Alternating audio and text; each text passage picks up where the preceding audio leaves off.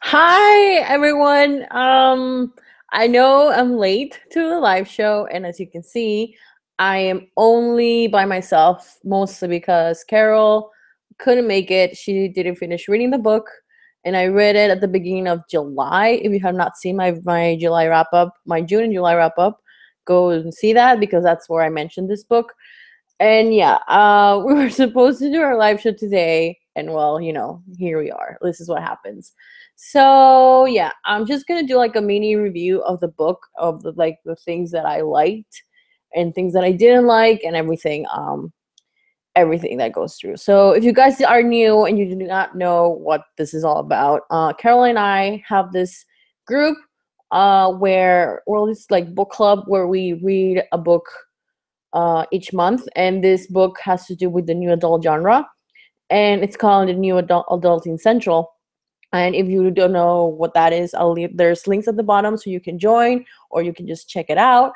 But yeah, so basically this book, which was Bossman by Vi Keeland, this is the first book by Vi Keeland that I've read, and honestly I liked it.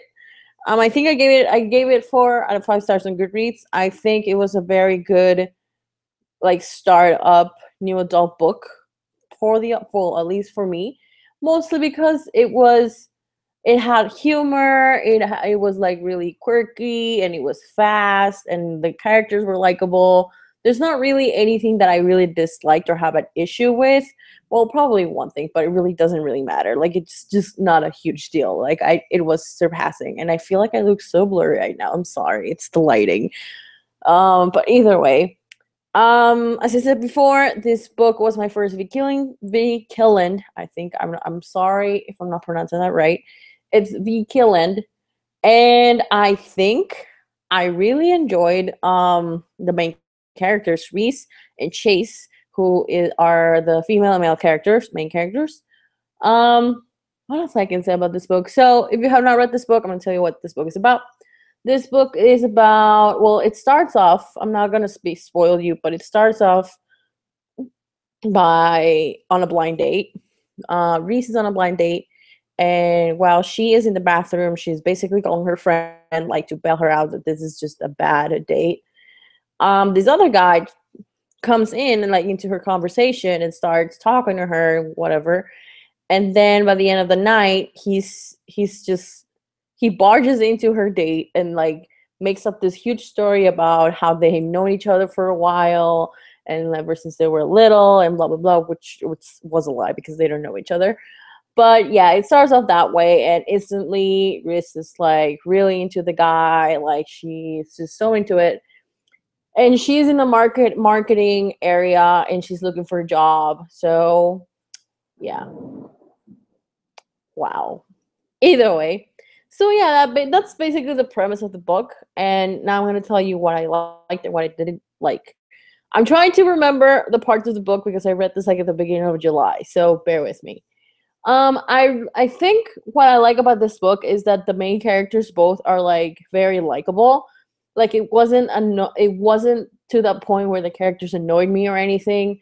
I guess the character that annoyed me a little bit was Chase, which is a male character, because at some point at the end he has kind of like this realization that he is just a fuck up, and that he just can't do really with this relationship thing, which kind of bummed me out because I mean we had this whole thing all planned out, everything was working fine, and then he just kind of bails. But other than that, I really liked it. There was like a lot of like sexual tensions between the two of them. The girl Reese really had like a really strong-minded and very determined kind of type of mind, I guess you could say, in the book. Like, it wasn't one of those girls who was like, oh my god, I'm gonna die if I don't have him. Oh my god, I'm gonna lose him, and then I'm gonna die, whatever. Like, no, like she was like, I can do this. She was very headstrong from the very beginning, which I really liked. And it wasn't that like office to office romance where the boss like could get anything from that he wanted. It wasn't that. It was basically like he was he was very, how do you say, he was very determined to get into her pants, but she didn't like falter. Like, she stood her ground to the very last moment, and then she just gave up. But I really liked it, honestly. Like it wasn't bad. So I don't know if you read this. Please tell me and discuss with me, like, how do you feel about it? Because I don't think it's bad, but yeah. What else can I say about this book? I like the fact that there was a little diversity there in between them. I don't know how to explain it. There was diverse. There was a character who was diverse, it's like a secondary character, which I really liked. Which was Reese's brother, who he was injured when he was little and he can't hear, and they both have issues in the past, and I guess that's every romance novel nowadays. Like there's something that tragic that happened in the past, and they mark them, and so then at the end they're like, oh my god, like I cannot get past this or whatnot. But yeah. What else do I say about this book? I don't know what else to say, honestly. There's really not much I want to say. Um, um, like I said, I gave it 4 out of 5 stars. It's a good book. I think you guys should read it. If you're new to the new adult genre, I think this is a good book to start with. I don't know. I'm probably gonna check more of Vi Keeling's books just to read more of her. Her characters are very, very. Oh my god, I'm sorry.